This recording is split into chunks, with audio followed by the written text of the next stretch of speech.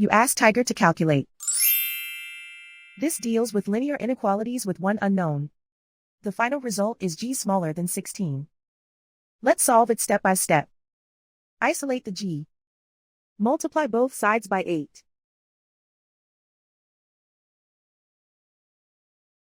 Group like terms.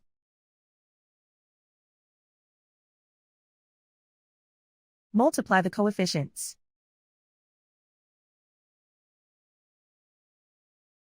Simplify the fraction.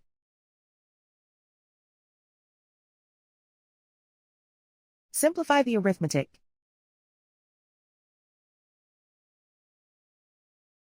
Plot the solution on a coordinate grid. And so the final result is g smaller than 16.